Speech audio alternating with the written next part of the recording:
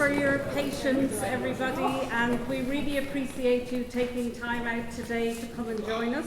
My name is Maria Fleming. I'm the chair of the National Campaign for the Arts. I'd like to start by saying a huge thank you to the Gate Theatre for their invitation for us to be here today and for the amazing work that all their team have done. So the National Campaign for the Arts is a volunteer-led grassroots movement that campaigns to make the case for the arts in Ireland. And we're delighted today to have a hustings moderated by Hugh Linehan, where an arts spokesperson from many of our political parties are going to present to us the arts sector, their parties' plans and policies for the arts. I have one request of you all in the audience today. We will be coming out to hear your very valid questions. I know that some of you might have individual or sector-related issues, but for today we have a very brief time, so we'd really love if we could keep the issues today, those issues that impact the entire sector, and hopefully there are other platforms and opportunities for individual issues. I really appreciate your time here. I'm going to hand over to Hugh, our moderator, and we look forward to a really interesting hour for the arts in Ireland. Thank you.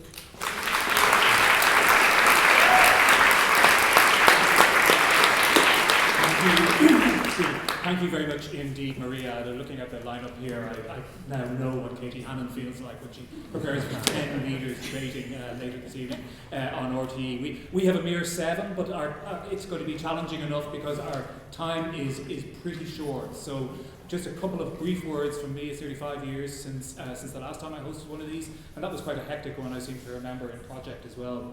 The world for the arts has really been transformed since then by events which you all know about, and I won't go into them here now. But just to say that if we're going to be able to have a meaningful conversation, it probably does help if we stick as much as possible to the 3-minute ask which we've asked for each of the candidates today. And I'd also ask, I don't want to be too directive about this, but because this hustings is under the auspices of the National Campaign for the Arts, I think it's useful to draw on the pre-budget submission, which is effectively the ask for the next government as well. And most of you here will be familiar with that. There's a lot of stuff in that, and there are elements. I mean, it seems to me that arguably the biggest impact on the ability for somebody to make a life in the arts right now in Ireland is actually the housing crisis more than anything else.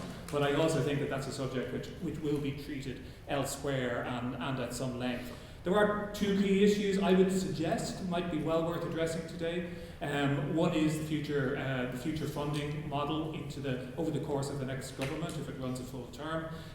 We know that we've seen a step change in the last few years.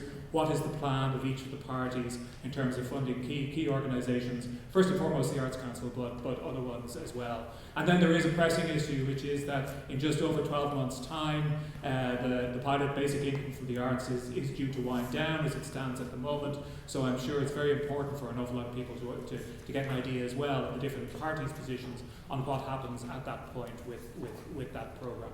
Having said that, you can talk about whatever you want, but I will start making noise. I will start making noise after 2 minutes and 45 seconds to warn you that it's time to wind up at that point. And that should give us enough time for some good questions from the floor, and as Maria said, if possible, to make those sector-wide rather than being too specific to specific interests on this occasion, given the constraints of time.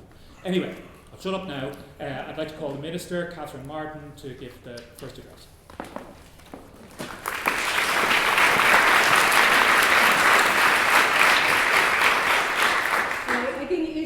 Áthas ar an bhfuil slúmóra an seo crunethe le chéile chun an ceist ríthálbhacha seo a phlé na Halína. For too many years, the arts were often at the back of the class when it came to government policy, ignored, cut back, or simply under-resourced. But culture brings us together. The arts transcend political divides, languages, they actually bind us. I believe the Green Party in government supported the arts sector like no other administration in recent times. When the stages fell silent during COVID, the Greens in government ensured that musicians, writers, actors and a host of professionals in the sector could continue their craft. Fund after fund was launched to them during the pandemic and in its aftermath by me. The arts are, as many people know, so important to me personally from my own background, but too often artists struggle to meet even their basic needs. And that is why I was determined as Minister to focus on supporting professional arts practice. Funding for the arts and culture announced in recent budget is essentially double the level of funding provided in Budget 2020, the last budget before I became Minister for Arts. And while there is always much more to be done, in the near 4.5 years since I became Minister, funding for arts and culture in my department has increased by over 97%. Funding for the Arts Council has increased by 75%. Funding for Screen Ireland has increased by 94%. Funding for Culture Ireland has increased by 74%. Funding for our national cultural institutions has increased by 60%. We are supporting the provision of dozens of new artist workspaces in Dublin City and elsewhere. And I've introduced the groundbreaking Basic Income for the Arts pilot research scheme. And I believe it is a once-in-a-generation policy intervention that has the potential to transform the lives of artists. I am pleased in the context of Budget 2025 to maintain funding for the Basic Income for the Arts at 35 million for 2025.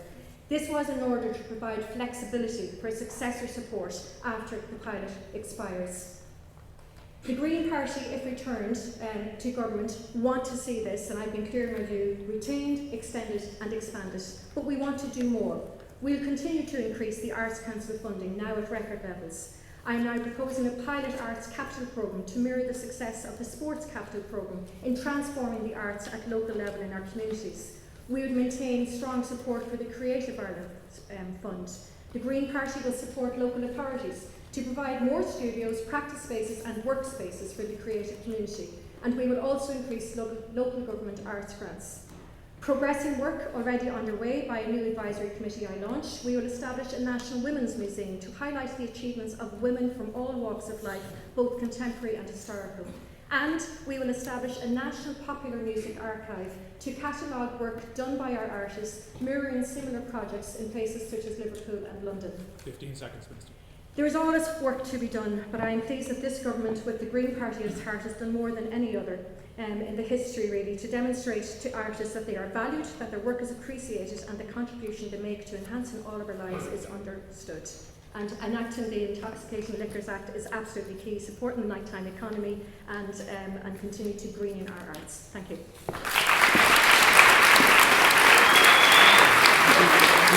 I noticed there's an unusually vivid gender segregation along the line here, so I'm not going to go along the line.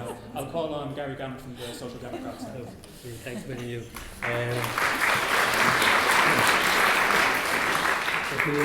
Thanks many of the National Campaign for the Arts, and let me begin with a deviation from normal practice by actually commending the Minister for much of the great work she's done, particularly in relation to the minimum basic income for artists, which I do know has been transformative for those in receipt of it. As Social Democrats, of course, we will be seek to maintain the programme and expand it, and also where there has been holes in it briefly, such as access for artists with disabilities, we'll ensure to cover those gaps.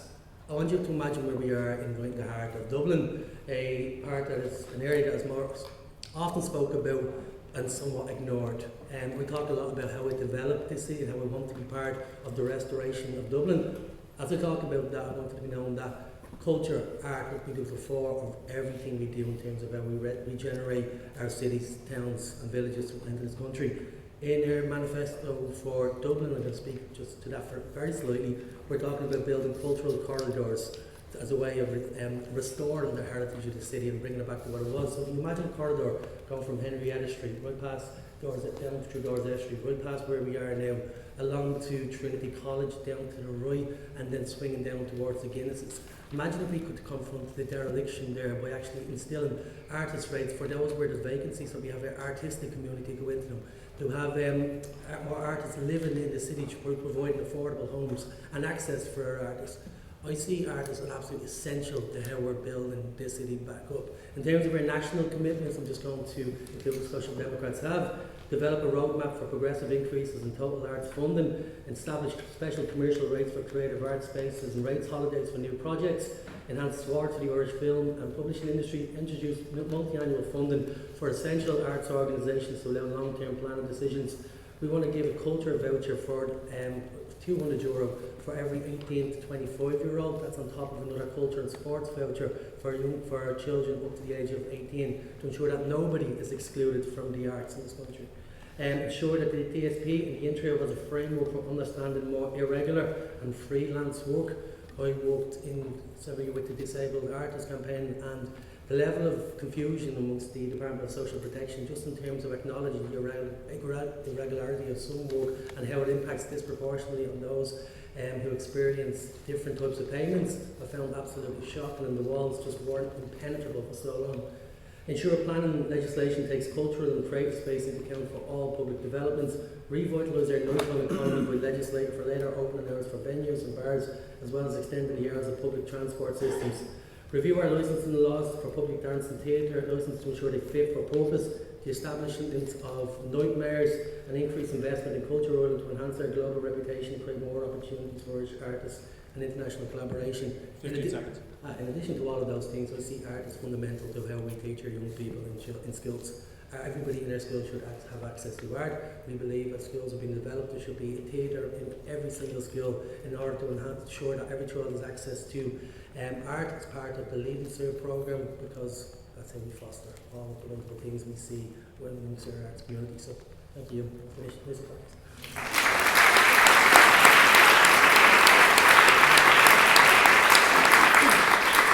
I feel like I've got all the power now. Who's my next victim? I will call Richard Boyd Barrett from People4 Property. Thanks to you, and thanks to the National Campaign for the Arts. Obviously I personally have a very strong commitment to the arts as a graduate of English literature, and I've had a few family members involved in theatre and film, and I think People for Profit, I'm glad to say, if I might plug a few of our candidates, have a good representation of artists running. Owen O'Cannavon running in this area is a fantastic folk singer, won the Folk Awards this year, and Sheila Aengus running up in Dublin Bay South, fantastic comedian and musician, so we're very, very committed. I'm glad. I hope some of these artists get elected, because I think they'll be the best way to give voice to the arts in the next Dáil. But our commitment is, I think, has been clearly demonstrated over recent years.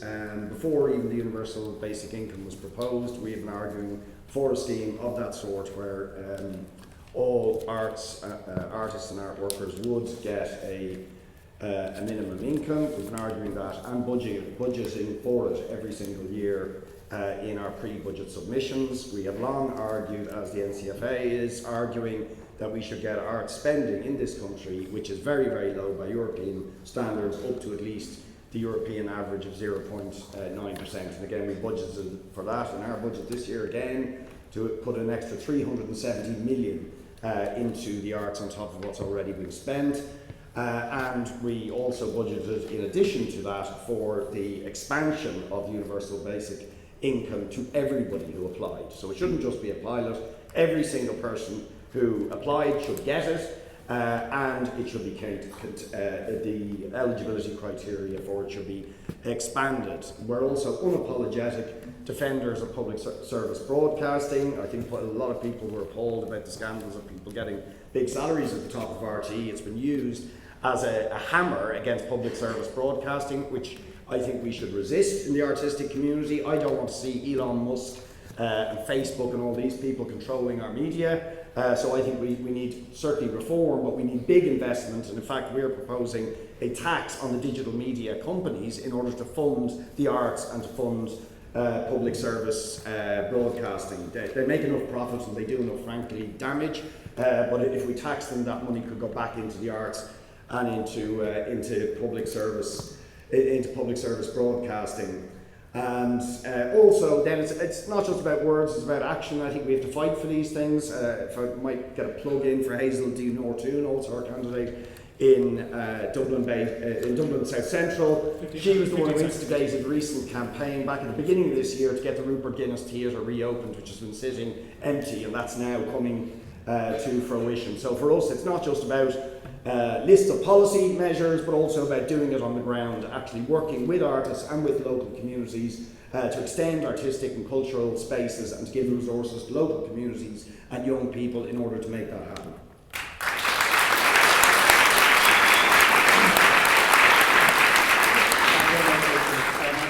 ask Alison Comyn from Fianna, please. Good afternoon to you all. Yes, I am the only first-time candidate here, so naturally the minute I was announced back in August, I was straight out of the blocks and canvassing on the doorsteps, and I've had thousands of conversations. And honestly, I can count on the fingers of one hand is the time somebody has raised the issue of funding for arts and culture. Now, don't get me wrong, this doesn't mean it's unimportant. What it does suggest is that arts and culture is often taken for granted. People assume that when they want to be entertained, when they want to see something beautiful, they want to go to an exhibition, go to the theatre, that it will simply be there. And few stop to think about how it's funded or whether the artists and creators are being fairly compensated. It's understandable. When people are worried about housing, the cost of living, healthcare, or educating their children, the arts may not seem like a priority. But arts and culture, as you all know, are the threads that weave together our communities and enrich our lives. They deserve our attention and support, even if they're not always the top of our minds. Now, since 2020, Fianna Fáil has increased funding across a range of disciplines, delivering the pioneering basic income for the arts along with the Minister and providing record funding for the Arts Council. The challenge ahead is to ensure a strategy that supports community arts and participation while also encouraging, protecting and promoting excellence. If returned to government, we will develop a new multi-year capital programme for national arts infrastructure and establish an arts capital and equipment programme, which is very similar to the really successful sports capital programme, to invest in local and community arts. Now, Arts Council funding was increased to 140 million in the recent budget. And as mentioned before, a measure that is hugely important is the retaining of the basic income for the artist scheme, with €35 million allocated. We'll also address access issues for disabled artists and support artists to access international opportunities through increased funding for the Touring of Work scheme, especially to Northern Ireland. And we'll also explore initiatives to promote our thriving design and fashion scene, including support for the Design and Crafts Council of Ireland and the Irish Grown Wool Council. When we invest in cultural programmes, we create spaces where people can celebrate their heritage, learn from diverse traditions and build stronger communities. Schemes like the over-the-shop grants would also benefit artists looking for space and accommodation, and those have recently been increased to 100,000 and also for 80 and 90,000 for vacant and derelict buildings, which really will be able to help artists who are looking for space. Our plans to increase financial support for the creative schools and music generation programmes will ensure that young people, especially those in underprivileged areas, can access opportunities to develop their talents and broaden their horizons. I'm from Louth, and I look at so many of the music generation has brought spectacular opportunities to those in the community. And also that's where I'd like to see a lot of funding going into looking after local and community arts. It's incredible to be on a stage like the Gate Theatre. We need to look after and protect our wonderful heritage in the arts, but at the same time we have to look after and nurture those in our smaller communities. 15 seconds. So, in conclusion, government supports for arts and culture, it's not a luxury, it's an absolute necessity, and it sustains the heart of our societies, drives economic growth, ensures equity, and inspires our future generations. Thank you.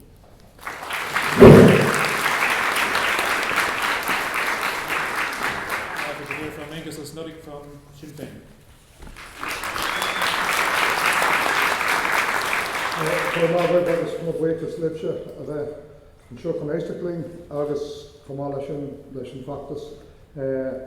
Art and artists, kind of where do I start? I have been engaged all my life with artists. My mother was a sculptor, painter, poet and that.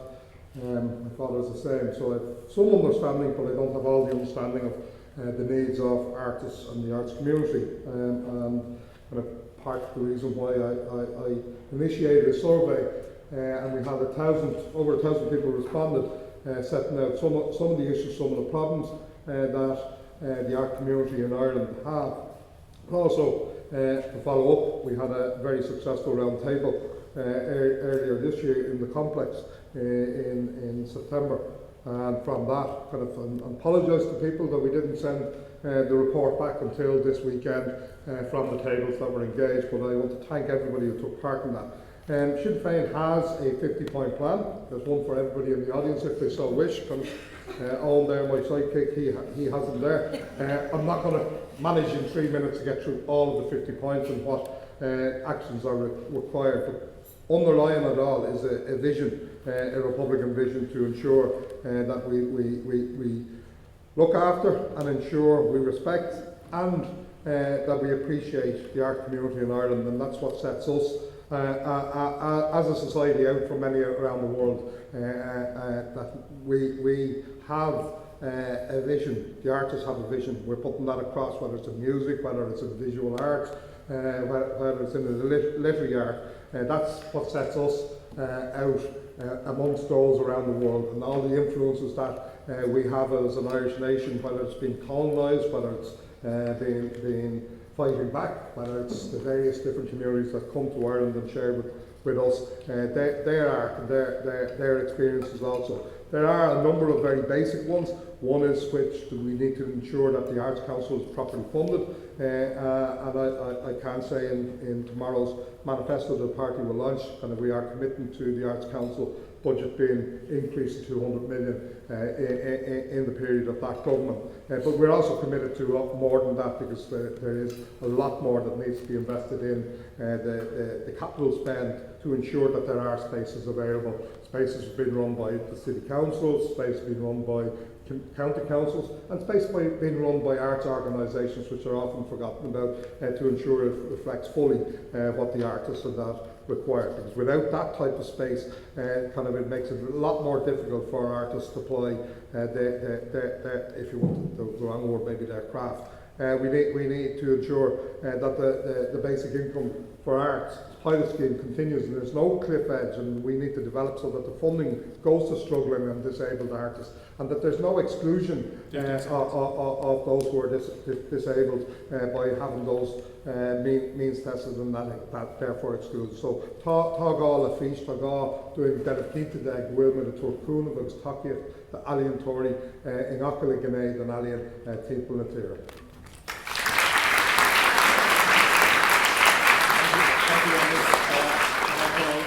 Geoghegan for Fine Gael.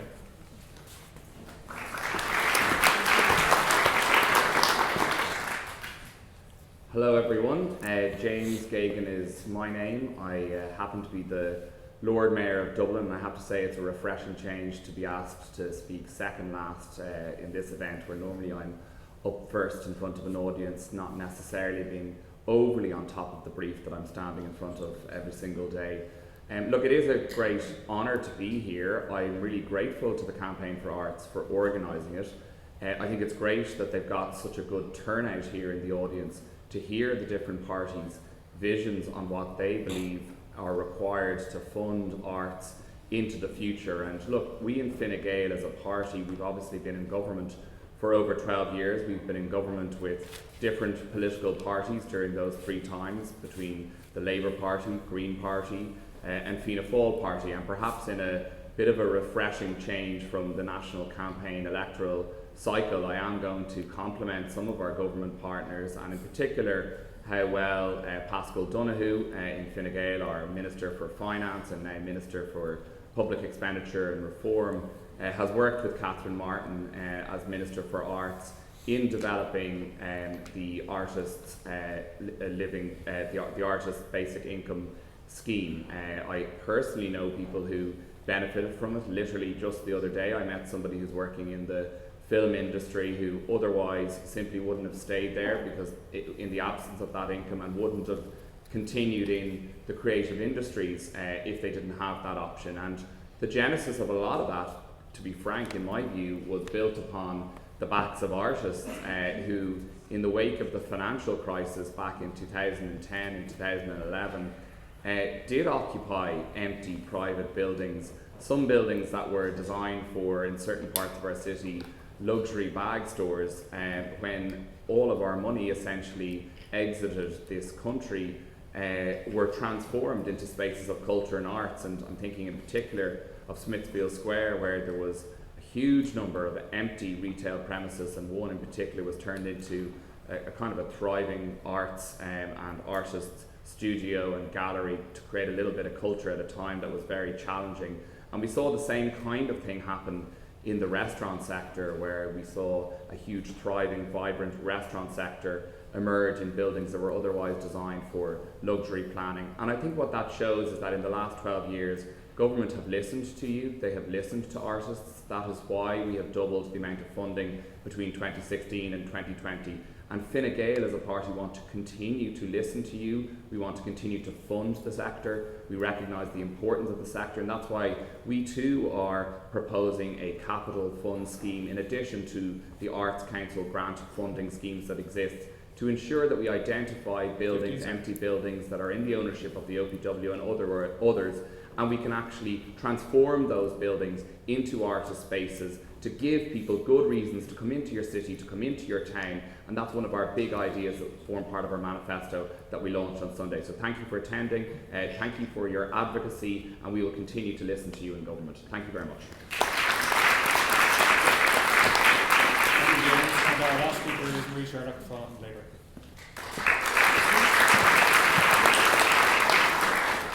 Thanks, Hugh, and thanks very much to Maria and the National Campaign for the Arts for organising today. I should add as well, I'm also a first-time candidate. But anyway, I think I just want to pay tribute to all who've been involved in the National Campaign for the Arts over the last few years in terms of effectively campaigning for a basic income, and to pay tribute to the Minister who has delivered on it, because it's amazing what can be achieved when people come together and campaign. And so for us in the Labour Party, our arts proposals are about four key things. It's about artists' earnings or income, it's about artist spaces, it's about diversity in the arts, and it's about the nighttime economy. And with regards to artists' earnings and income, well, you know, as a starting point, then the basic income, of course, has to be put on a permanent footing.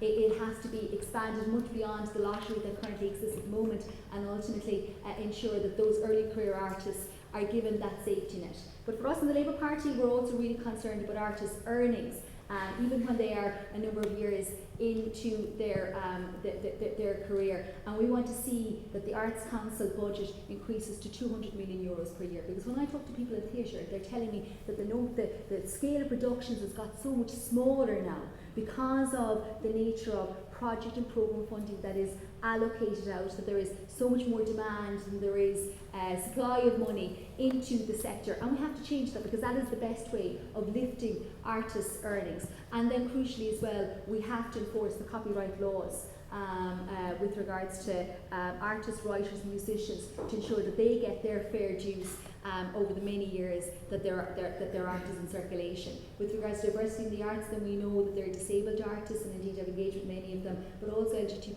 LGBTQ+I and other ethnically diverse artists in terms of the barriers that they face.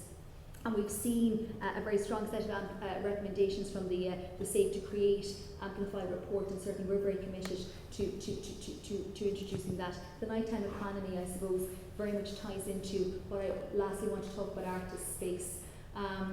So ultimately, there's been so much talk about the nighttime economy for many years now, but we've yet to see the licensing reform, but also crucially that real commitment to developing performance and artist space in this city and beyond. And I suppose over the last number of years, as Arts Spokesperson for the Labour Party, my main focus has been on ensuring that we reverse the hollowing out of artist space that we have seen in this city and across the country over the last 15 years. We've counted 52 venues and spaces that have closed over the last number of years. And so for us, it is about matching space to the demand that's out there. I first met the Richmond Road artists a number of years ago, and it was only because I made a phone call to a developer that they managed to find a place after being evicted. We know Unit 44 now in Kirkus, the Kirkus Ensemble, which is a fantastic organisation, but they are now left hanging after doing so much to build up their space over the last number of years. So we need to put in place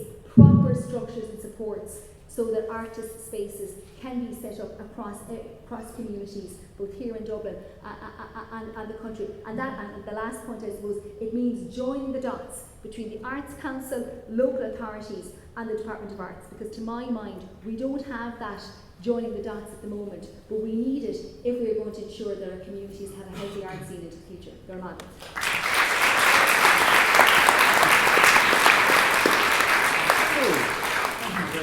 I think we're going to open it out to the floor as quickly as possible because we only have about 20 minutes or so, and I'm sure there are people on the floor who want to do that. Appropriately enough, given that we're on the set of the borrowers, I think we're going to need to share microphones to some extent. I'm not quite sure how that's going to work. I think we can grab one of these off the roster. Oh, we have one here.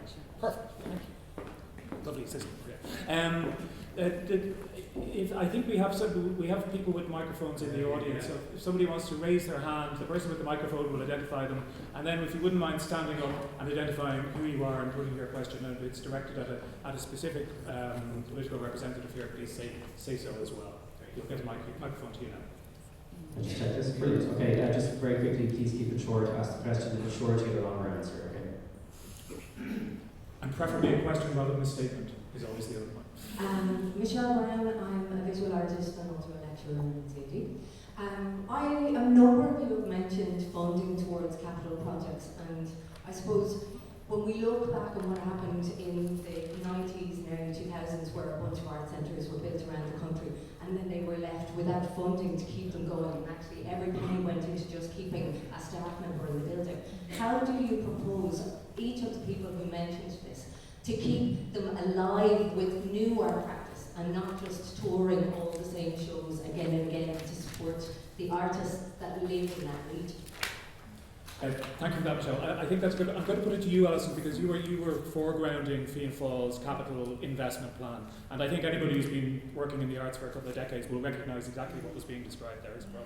Thank you for that question, and I think I've been really delighted to see this in the manifesto because I've looked at how popular the sports capital grants and the equipment, how successful that has been. But for me, I think it's really encouraging people to, when this grant is available, to apply for it. Sometimes the funding can be really daunting for people and they think, oh look, I'm too small, or it's going to go to bigger organisations, or it's going to be based around Dublin or Cork, any of the cities, rather than to the regions.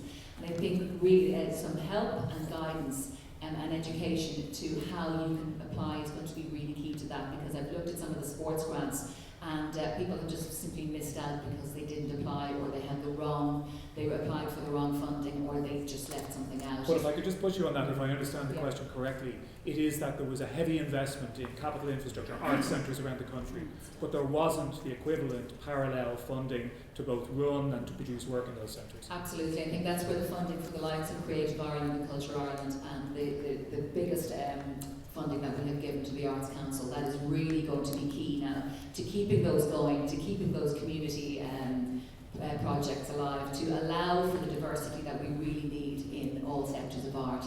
So I think we're just going to have to look at all that funding as a round and make sure that every single ounce of funding that you're entitled to or that you can get, that you make sure that you get it. Otherwise, we know that these are going to close down. We know that without the basic income that our artists are struggling, and we have to make sure that the funding is there. We know it's not perfect. We know there has to be more. I know that there are plans, obviously, to make it more, but at the same time, since 2020, it's more than double. So we're happy with that just for the moment. So just before I go to the next question from the audience, just to follow up to any of you, I heard one commitment to increase the Arts Council's budget to 200 million, I presume over the course of the next term of government, should your party be in government.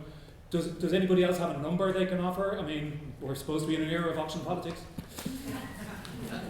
Well, yeah, I gave them 370 million as well, and that's and another 100 million to expand basic income. So we want, as I said, everybody who applied, not just 2,000 people in a pilot. We want everybody who applied to get it, and it should be expanded. But look, I think everybody knows the big issue is that half the people who work in the arts in this country live in poverty. The average income is less than €16,000 a year. It is literally poverty.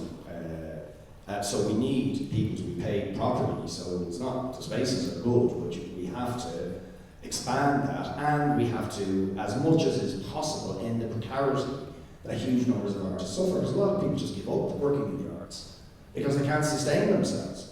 So as much as that's why the investment in things like RTE and public service broadcasting, we need people employed where they have a certain level of security. We need the actors, writers and directors to get their residuals back, and then the use of buy-out contracts.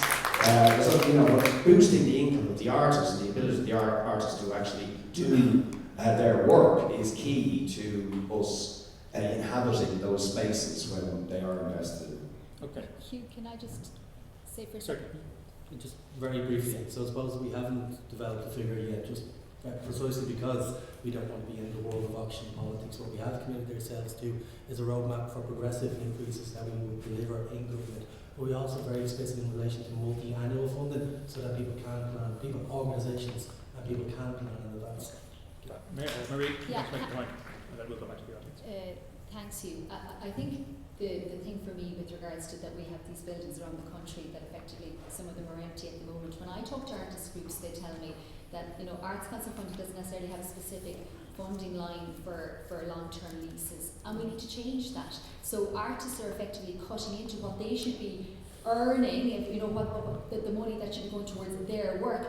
They're using that towards the paying of rent for a space that they're having to lease. And we need to totally change that. We need to put them on a secure footing where they can actually lease buildings for a period of years. And just to also clarify, when we talk about 200 million euros, that is per annum from the first year of government. Because, as I said earlier with regards to the theatre sector in particular, I'm hearing that there's enormous demand out there, and we cannot afford to see our theatre sector, and indeed other sectors within the arts, shrink because of the lack of funding. We need to be bold and make sure that that funding is there for the demand that we know is out there at the moment. Minister, I'm conscious you were first speaker and you haven't had a chance for a while, so I know you wanted to come into quickly on that. Just say, I think the best support you can give the artists is to expand not only your chain, but it's key that you expand the basic income so you are taking away that precarious lifestyle that is preventing our creatives from creation, but also I suppose an answer to the question is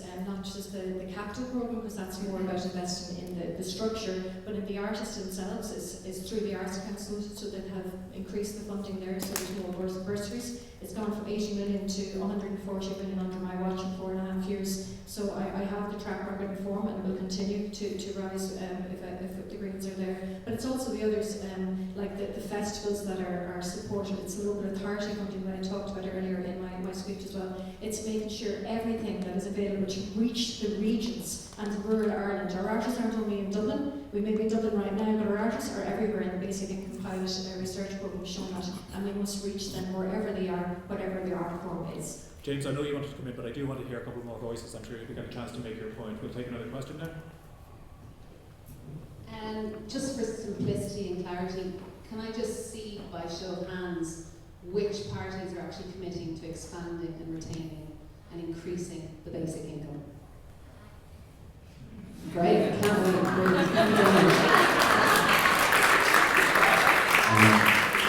So, very good question. I'm O Brien. I'm one of the co-directors of the Abbey Theatre. Want to thank the Minister for the incredible work that she and the Department have done. Just a point of order, I think it's really interesting in our industry is a lot of kind of narratives. You mentioned national cultural institutions increased by 60%. As one of them, I think obviously our funding comes from different spaces, but that's quite the opposite piece in relation to the Abbey Theatre over the lifetime of many governments. I think the question for me is back, actually, 2 questions ago to the infrastructure. I think there's been a huge amount of work done in relation to the basic income scheme for the arts, for the artists, and long may it continue.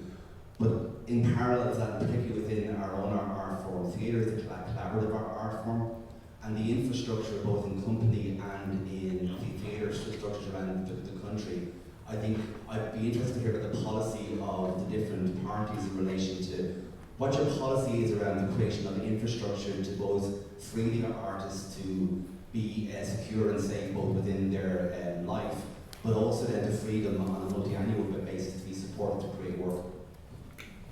That's been a recurring theme in arts funding for many years. As James, because you didn't get a chance there, maybe you come in on that first. Thank you very much, and thank you for your question, which I think is really a follow-on from the first question, which is, you know, if we're going to create a significant capital funding programme different to what the Arts Council is currently granting, how are we going to deal with the revenue side of the business, so to speak? And look, if you look at Dublin City Centre, a big part of the Taoiseach's task force for Dublin was a capital programme over 3 years, €1 billion, but also an operational revenue funding of 350 million. And I only give that example because a significant part of that is the acquisitions of buildings, privately held buildings in parts of our city that are underutilised, be it in Talbot Street, be it on Garden Street, be it where we are near Parnell Street. And there are examples of models of publicly owned buildings being provided to private operators who then go on to not charge their artists rents and cultivate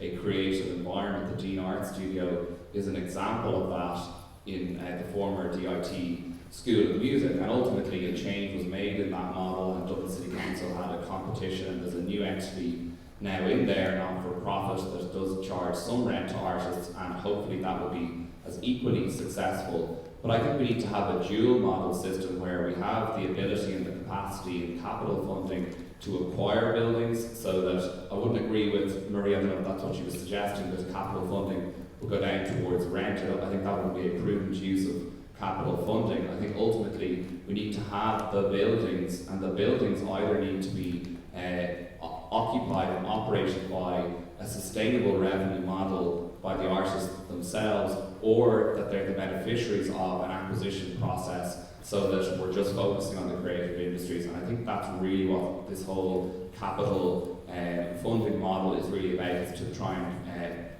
to address that gap, which I think is a live one. James, would you accept, given that Fine Gael have been in power for the last 13 years, that some of these things might have been started a little bit earlier? Well, as you answer the question, well, what I do think, you asked about numbers, and numbers that we can speak to because we have been in government is the doubling of funding for arts since 2016 to today's date, and we have worked well to ensure that the arts are recognised in government, and Pascal Donoghue has had a very good relationship with Catherine Martin in terms of the funding, and we have committed to continuing that level of funding into the future. I know that the Minister wants to respond to that, so we would move the microphone all the way back. But while it's on its way to you, Minister, if you could just stop at Marie for a minute, because she also has to. Yeah, look, just very quickly, I think, when we talk about, infrastructure, right, there's two things for me. Firstly, of course, the state has to step in, right, and with the Abbey and of course with our major cultural institutions. We also know artists by definition are innovative, nimble, creative people, and so we have to allow a flexibility in their lives to be able to spot an opportunity and resource and fund them to identify artist spaces. And very quickly here, I'm just going to run through, we have 7 specific proposals, right? We want to, in order to match the supply of space across the city, all the vacant space, with the demand, we want to set up a cultural company in Dublin, along the lines of Arizona, Sydney and London, because at the moment, the Dublin Arts office, the art within Dublin City Council is great, but it doesn't have the resources to do the matching that's needed. Number 2, very quick, number 2, we need 25 million to local authorities to go out and buy buildings and long-term lease buildings. So number 3, we need low-cost state-backed cultural mortgages. So we all see what's happening with Complex at the moment. We want to ensure that it survives. We need to allow other artist spaces to survive and to be able to buy out. We want cultural conservation orders. We all saw what happened with the cobblestone, and we want to make sure that those buildings can be actually kept as cultural centres. We want a funding stream for the leasing of buildings, I spoke about that. We want a cultural, social first policy use for vacant buildings that aren't suitable for residential. And the last thing is to ensure that we can actually support the establishment of artist cooperatives, because ultimately it's taking out a lease in a building is one thing. Making sure that a group of artists can stay together and support to stay together is very different to other, and we need to put those supports in place. Minister, I don't think I've ever been at a politics-related event where a sitting minister has been the subject of such universal acclaim, both from their fellow members of government, the members of the opposition, and the sector.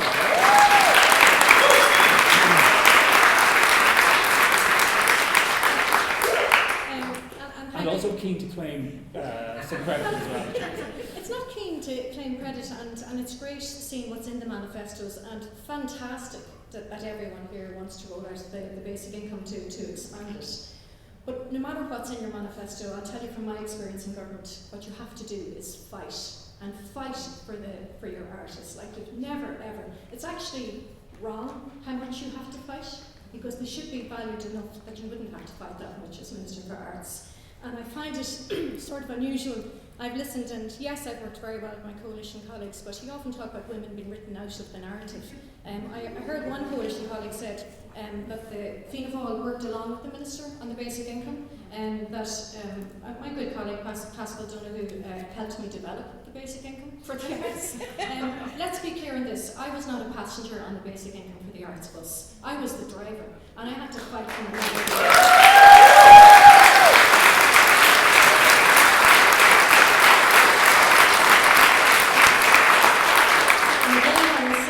It is wrong that a Minister for the Arts has to fight that hard.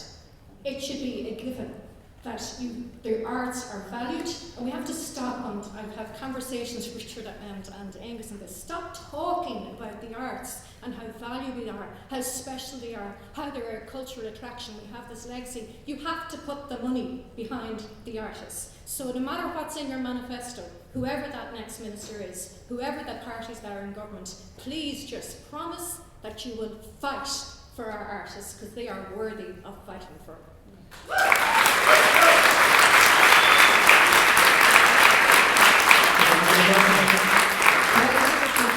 know we haven't got a lot of time here, but is it possible just to add to that? Because if we're talking infrastructure, I really do think the last thing we want is for artists to be priced out of accommodation, to move overseas because they simply can't get accommodation or space. So I do firmly believe that the new benefits to the over-the-shop initiatives will really benefit artists. 100,000 of a grant. I look at in Drogheda, where I'm based, we have a serious dereliction and vacancy problem, and I've looked at the ingenuity of artists when we need to use the spaces. They are incredible, but I don't want that to be just on the outside of a vacant building. I would like them to be able to use that funding that is readily available, the €18,000 for the vacant grant, and up to €18,000 and the €100,000 for the over-the-shop. I really think that could benefit artists.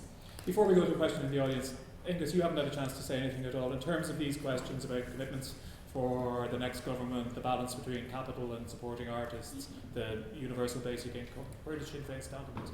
Well, capital, there needs to be an investment in capital, and it's not just new build. There's a whole lot of our cultural institutions that need retrofitting, need to be fit for purpose.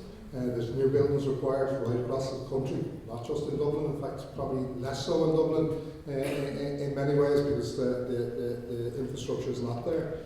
In terms of running them, and the question is vital, if we don't have a proper fund, and if we don't fund the Arts Council properly to have a fund to run all of these buildings, they will be underutilised. And we have in this city already a cultural company, and they run some of the venues for Dublin City Council.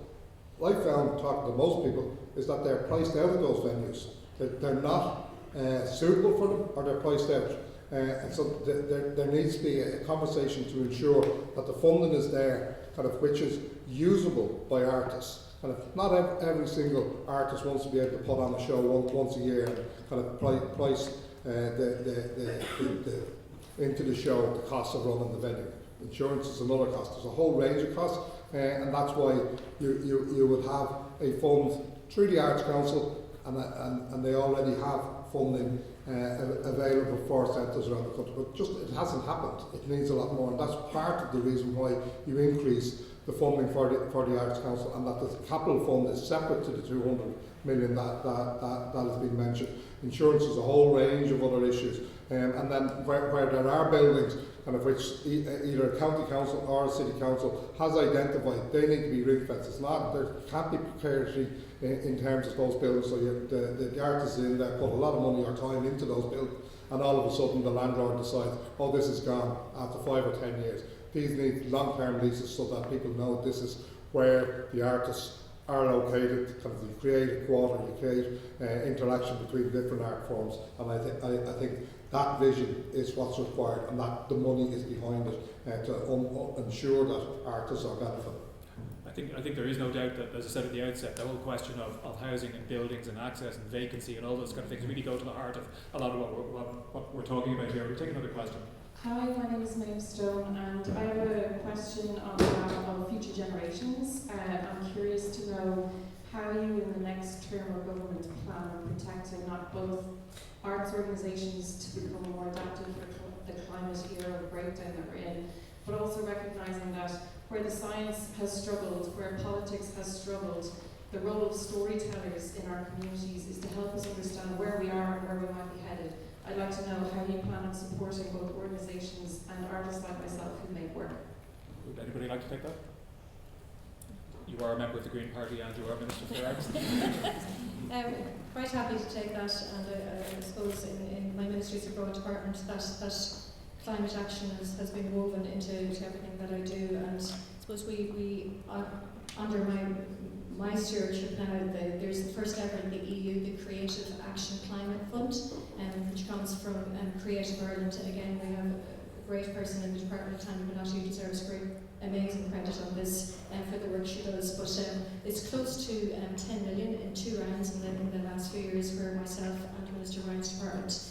I suppose came together to fund organisations and groups and artists, because the artists are the way of uniting us, the artists are the way of getting storytelling happening on the urgency of climate action. We've seen from light installations, so in the rise of the sea levels in Galway and Wexford, to in Dingle and Tipperary, farmers coming around to talk shops in Tipperary, with farmers, engaging on it and coming together. So because in climate action there's no them and us, we have to be together, and it's about communicating that message.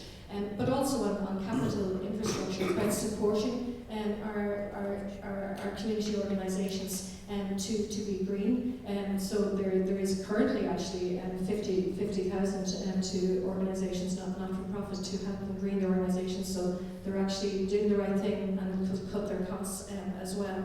But we need more of this, and I think that creative climate action and tapping into the strength and the power, as you said, of storytelling to convey the message to everybody and how urgent this issue is. Gary, I think you wanted to come in on that as well. Thank you. Just more specifically to the area of storytelling and how we retain the stories or collective memory for future generations, I just also want to highlight that just across the road there is Ireland's last mine of Magdalen Laundry exists. And it wasn't more than about 7-8 years ago that it was attempted, local authorities with support of government were attempted to sell it off to a hoteller group. And there was the collective will, ground-based campaigns by the survivors, by the local communities who fought and actually took and fought that campaign just so people could touch the walls and hear about the stories for future generations about an Ireland that many think was long gone and forgot. And now it's going to actually be a perfect example of what happens when people fight. People fight for their memory, for the retention of stories. That building over there very shortly will be a museum to a traumatic part of Ireland's history, but it will also be housing for all the people there. There will also be archival work. So I mean, in terms of the retention of stories, just really good examples just happening in very close proximity. Thanks. Our time is technically up. Can we risk another question? Anybody else? One more, yeah? Can I ask a question, please? Hi. I'm Mary Moynihan from the Smashing Hands International Centre for the Arts and Ecology, and I think we often get at elections a lot of promises, so I would like to see those promises put in writing and where declarations are made saying what you will give to the arts and that we can hold you to that as we go forward and work with the government. And I'd like to see who is ready to commit to any funding that goes to the arts has to be allocated through open calls. Because I do think what's happening is there is funding being allocated, it's not often through open calls. Every penny for the arts should be through an open call, and any buildings allocated to the arts should be through open calls as well. And I also think that there has been increases in funding, but I think sometimes that funding is not reaching independent artists and independent arts organisations on the ground. And it's very difficult for working class artists to work in the arts at the moment. We need to see much more funding go to independent artists and independent arts organisations. And this idea of displacement, where we have bodies who are doing brilliant work, but there's so many bodies funded by the state that are now running their own arts programmes, and there has to be a displacement policy to look at, is that displacing independent arts organisations from doing that work? So really what I'm calling for is more funding to go directly to independent arts organisations and independent artists, and it to be done through open calls with transparency and accountability. And I don't know who supports that. Should we take, if there is another question, will you just take another question and then wrap it up?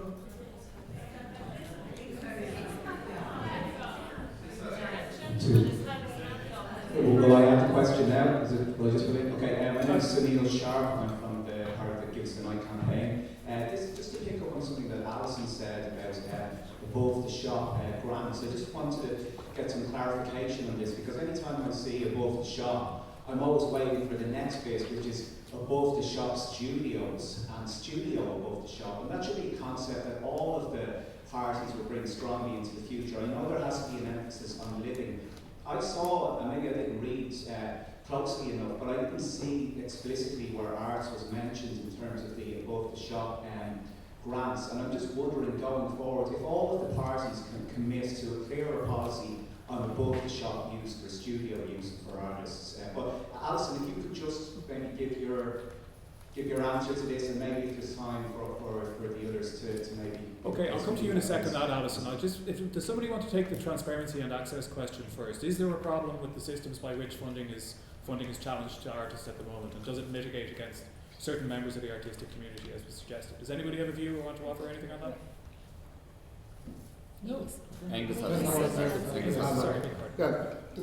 there obviously is a problem, and because you've raised it, that means there is a community of artists out there who have and still feel left out or excluded, and that's why the funding to the Arts Council needs to reach those, and that everybody, and whether it's a comedian or when it's other art forms who are excluded because they're not mentioned as artists, there is ways of addressing it, and the Arts Council hopefully is listening in on this debate and on other debates in the last year, kind of where there is a call kind of for open call funding in certain circumstances or in all circumstances. There's also a need for multi-annual funding, and I think everybody on the panel will probably agree, so that you can plan properly. Having to spend and divert your time to fill in forms once a year is not good enough if the arts are to be properly funded. So I'd agree with you that there's a need for more money to go to those who are struggling artists, who are living in poverty in particular, or who are trying to create art and without the support that other artists would get. And Maria, you want to come into this as well. I should say that I'm always talking to artists about impenetrable bureaucratic form filling that mitigates against most normal human beings who aren't necessarily that good at that stuff. Yeah, and look, Mary, I'm kind of struck because you've done amazing work in Smashing Times, and particularly the Festival of Human Rights and Arts over the years, and I think, because I hear this from other arts groups as well, I think that feedback with regards to Arts Council funding in particular is particularly important, and I'm conscious Maureen is here today, and other Arts Council staff, that it is given, but I think for those who don't get as much as they expect, then we probably do need to look at the transparency of those procedures. I think the thing that has struck me over the years as well is that obviously local authorities have budgets now for their own festivals and all of that, and I think it's ultimately how do we ensure that both work together, so local organisations and the local authorities, as opposed to almost both competing with each other, which I think sometimes is the sense on the ground. I'm not saying that that's exactly the case, but I think sometimes that's the sentiment on the ground. So certainly happy to work with yourselves and to look at how we can maybe improve that transparency with regards to funding. I'm going to come to the Minister in a sec, but Alison, if you could just ask that, it's a more specific question, which is about, is the above the shop thing in any way? Absolutely, sorry, who asked that question there? I can't see you. Yeah, back there. Hello, thanks very much for that question. Look, those over-the-shop initiatives are designed not to be discriminatory. They are to breathe life into vacancy and dereliction. The amount of new homes that are being built, they're unprecedented, so that will allow, whether it is for accommodation or whether it is to use those vacant or derelict properties for living space, for artist studios. There is no discrimination, and I think that really is the beauty of that funding, and I really would encourage anybody to apply for that, for a wide range of uses. It is, as I said, to make the likes of dereliction and vacancy in our town centres, in our city centres, they're going to make them safer places. They're going to draw other aspects of the community into the town centre, and that will ultimately make it safer and more secure, and hopefully easier for artists to thrive. I agree with you there, but is it promoted for arts use so far? Because I didn't see that mentioned Yes, and I'm just wondering going forward, will it be actively promoted? Because I didn't see it anywhere in the messaging, I didn't see it in the manifesto, and I haven't seen it in the news, and it hasn't quite heavily promoted in the news. I'm happy to confirm that yes, it is actively being promoted for use of artist spaces. Okay, thank you. Minister, you wanted to come in on the other point, the broader point. Sorry, just on the... And so did Richard. Well, we'll get Richard in as well. Sorry, Richard, you got to... No, go on, Richard, go on. I'm just middle woman. Yeah, I just want to make a point about spaces. See, there is a tension, in my opinion, between an imperative that the government often has to, or the local government sometimes, to make money out of spaces and only be willing to open them up if they can make money. Now, I don't believe that arts should or can operate on that basis. So, like, if you take Cllr Harbour, the terminal building, do people know the terminal building in Cllr? It is absolutely enormous space. We argue that that should be used for artistic and cultural and community purposes, or even for a film studio, which it has been on occasion. But instead it was leased out to a private company because they thought they could make easy money, right? Now the company never did anything with it, it's just sitting there empty.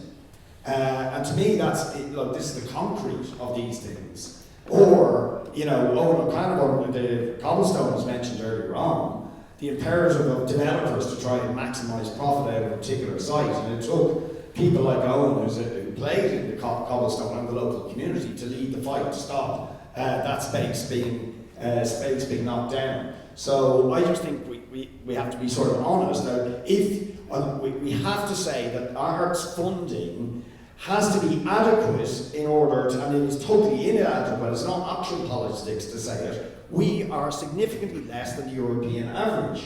And our figure, by the way, is about pushing it up to the European average. Why should less funding be put into the arts in a country whose reputation and heritage and identity is linked to the arts than most of the rest of the countries in Europe? It's an absolute disgrace. So first of all, you have to put it in Europe. And you have to say the commercial for-profit imperative should not be dictating on whether art spaces are opened or whether they're not. And just very lastly in the environment, can I just say this, because it probably won't get mentioned. What's happening in Gaza is the antithesis of art, because it's about killing human beings, and art is about humanity. And but militarism is behind it. There is more money being spent in Europe on war and weapons, on militarisation, which is destroying the environment and killing human beings, than is spent on art. That is certainly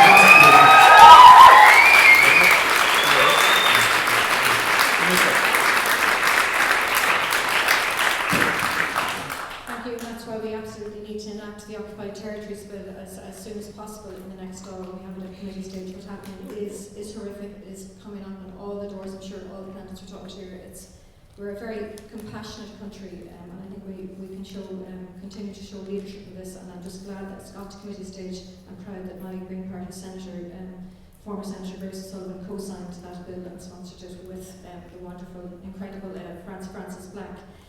Just on the transparency, what I would say is yes, transparency is obviously can only be good.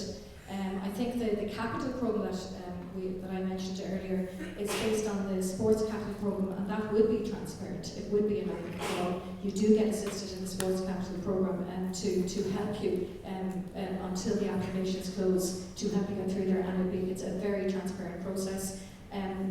What I see in the Department of Culture Ireland, the Creative Climate Action I mentioned, all that is open call and transparent. But wherever you get more transparency, I absolutely embrace it. And I just want to say one last thing, because Sunil Sharp raised that question, Alison, just to say, amazing, well done. When we talk about the wonderful work of National Campaign for the Arts, Give Us the Night, or another amazing organisation who worked our culture.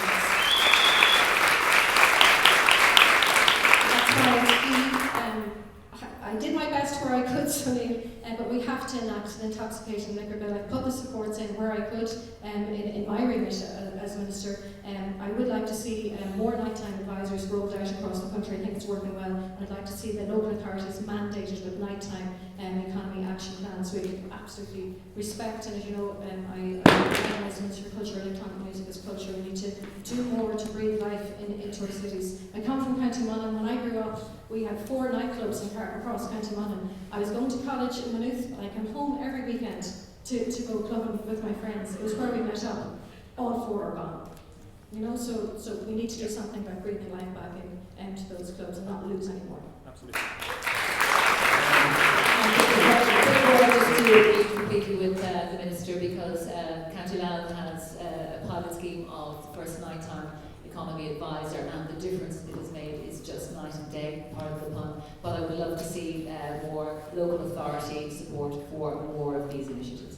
We are 15 minutes over now. You stole my last line there, Minister, because I was going to say, after all the plaudits you were getting, I think we should pay tribute to the work of the National Campaign for the Arts. I mean, almost 5 years ago, we were having this debate, you were there, Richard, in Project, and I think if you told us at that time, we didn't know that a pandemic was just about around the corner, that the entire sector was going to shut down for a year, that the whole way in which people thought about how to make a living was going to be transformed, and that there was going to be a step change, which met a lot of the demands that were made, I remember, including by yourself in Project that day, which were largely met. It doesn't mean we're where we need to get, but I've never, somebody who's written about arts policy for many years, I've never seen such a change in the sector in such a short space of time, and I think that's a tribute to the voluntary work and the activism of the members of the organisation. And as was mentioned earlier, it proves that if you fight, you can get what you want, and that's what's needed going forward. Thank you very much.